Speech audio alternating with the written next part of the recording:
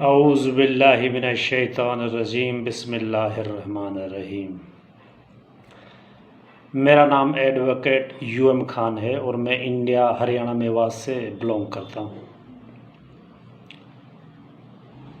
میرا جو بیسیکلی جو سیکٹ تھا، جو مسلک تھا، وہ مسلک اہل حدیث تھا، اور میں جو کہ اہل حدیث مسلک کو پوری طرح سے فالو کر رہا تھا کہ وہ جو علماء اہل حدیث ہیں ان کو اسٹرکٹلی فالو کرنا، اور جو سو کالڈ حدیث ہیں ان کا مطالعہ کر کے اس پہ چلنا۔ اور میں ایک طرح سے بہت ریلیجیس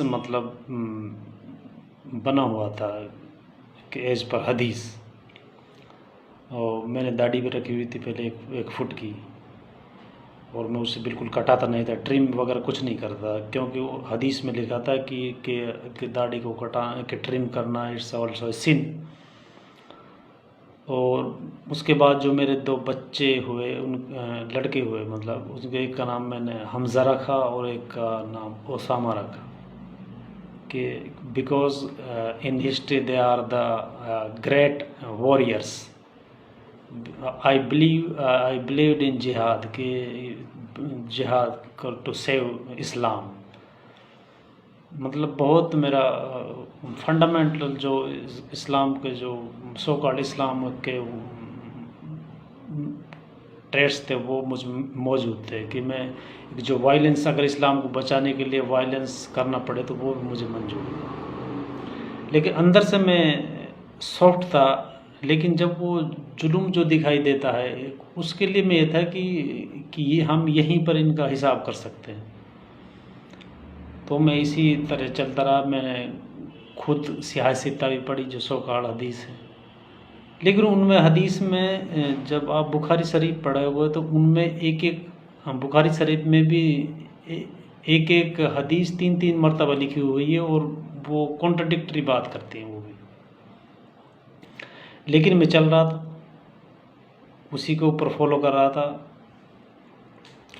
تو پھر ایک دن، مطلب آج سے 1.5 سال پہلے 2 سال پہلے غالباً، تو مجھے وہ debate between Muhammad Sheikh and عبد الباقی تو وہ دکھائی دیا۔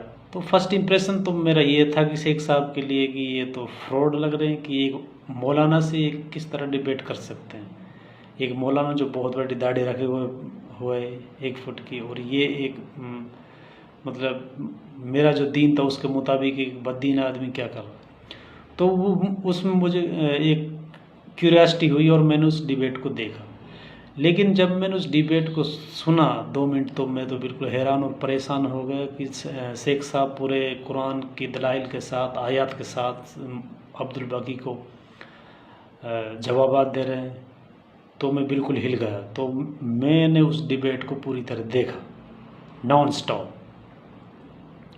اور میرا بالکل حالت خراب تھی کہ میں یہ کیا کر رہا ہوں، کہ میں کس دین پہ چل رہا تھا۔ اب میں نے اس کو کراس چیک کرنا سٹارٹ کیا کہ ڈیبیٹ میں یہ شیخ صاحب کون، یہ فراڈ تو نہیں ہے۔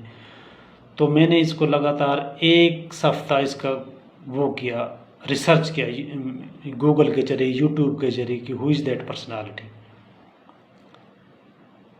تو میں نے جب دیکھا کہ یہ تو قرآن کی بات کرتا ہے جناب، کہ اور کوئی بات ہی نہیں کرتا، اور تو میں چپ چاپ یہ اپنے کسی کو میں نے نہیں بتایا کہ کیا چل رہا، لیکن اور میں اس کو لگاتار 2-3 مہینے میں سویا بھی نہیں، لگاتار کنٹینیوس اسٹڈی کرتا رہا شیخ صاحب کے لیکچرز کی، اور اس طرح ان کو کراس چیک کرنا، قرآن سے چیک کرنا، عربی کی گرامر سے چیک کرنا کہ یہ صحیح ہے غلط ہے۔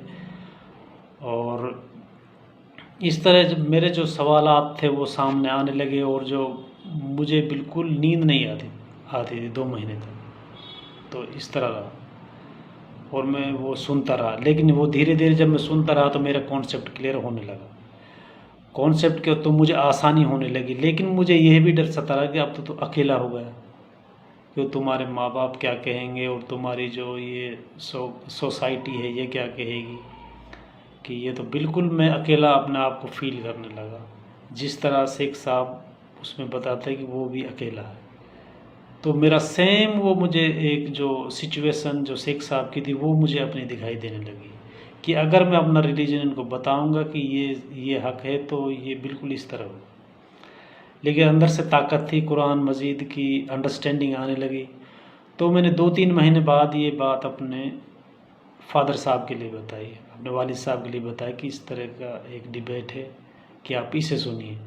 تو وہ ایک ماشاء اللہ ذہین آدمی ہے، اور وہ بالکل مطلب صحیح بات کو مطلب ایکسیپٹ کر لیتے ہیں. تو ان کو سنائی تو وہ بھی کہا کہ یہ شیخ صاحب بالکل صحیح، یہ تو قرآن مجید کی بات کریں، باقی لوگ تو یہ قرآن مجید کی بات ہی نہیں کرتے، ادھر سب حدیث کی بات کرتے ہیں، لیکن حدیث تو ایک قرآن ہی ہے.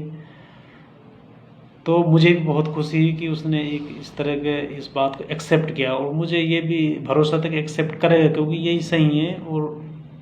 اور اس کو وہ مجھے بہت اچھا ایک بوسٹ ملا.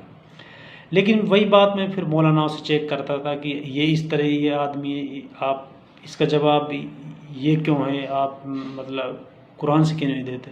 تو میں ان کے ساتھ ڈیبیٹ کرنے لگا. وہ کہنے لگے جب آپ ہماری بات مانتے نہیں تو آپ ہمارے ساتھ باتیں کیوں کرتے ہیں. تو میں نے کہا یہ بات بھی ٹھیک ہے. تو پھر میں نے سیلف اسٹڈی ان سے رابطہ ہی کرنا چھوڑ دیا. اس کے بعد میں نے کہ مجھے جو قرآن پڑھنا ہے خود کو پڑھنا ہے اور سمجھنا ہے پہلے. تو پھر میں نے ان سے رابطہ چھوڑ دیا بالکل، مولاناؤں سے جو اپنی جماعت کے تھے. اور میں یہی قرآن مجید کو پڑھنے لگا اور سمجھنے لگا، اور لیکچر جو شیخ صاحب کے تھے ان کو پوری طرح سے سننے لگا.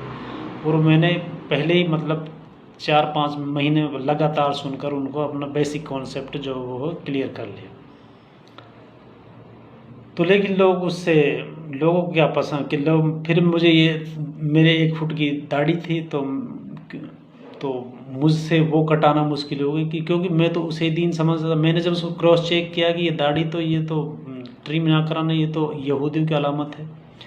وہ میں نے بائبل میں دیکھا اور پھر حدیث میں دیکھا کہ یہ تو وہی جو بائبل کی بات حدیث میں آ گئی، سوکاڑ حدیث میں. تو یہ تو ریلیجن جب اگر یہ اتنا بڑا فرائض ہے تو اس میں آتا، قرآن مجید میں آتا. اور میں نے اس کو اتنا بڑا تو پھر میں نے اس داڑھی کو اپنا ٹرم کرایا. تو یہ ٹرم کرانا میرے لیے بہت بڑی چیلنج تھا،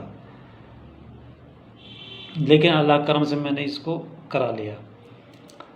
تو لیکن اس کے بعد میں اکیلا فیل کرنے لگا، اور جو مطلب سوسائٹی کے لوگ تھے یہ کہنے لگے یہ تو شیخ صاحب کے پیچھے چلتا ہے. میں نے کہ شیخ صاحب کے پیچھے کیا چلتا ہوں، جب قرآن مجید سے جو بات کرے گا اس میں تو آپ کی بات پہ چل لوں گا. اگر قرآن مجید مجید صاحب کی بات ہوتی ہے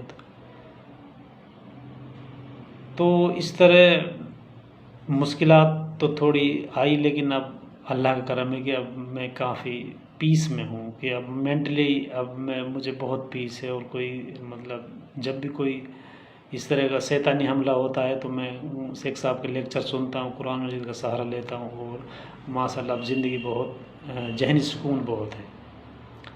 تو اس کے لیے میں شیخ صاحب کا بہت شکریہ کرنا چاہوں گا. جزاک اللہ خیر شیخ صاحب، کہ آپ کے ذریعے اللہ تعالیٰ نے مجھے کہ صحیح جو اللہ کا دین ہے اسلام اس پہ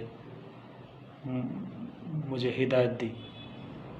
اور میری ایک تمنا ہے کہ میں شیخ صاحب سے پرسنلی ملوں اور آپ سے ہاتھ ملاؤں، آپ سے گلے لگوں. یہی میری ایک تمنا ہے. انشاءاللہ اگر زندہ رہے تو اور اللہ نے چاہا تو وہ ملاقات ہوگی.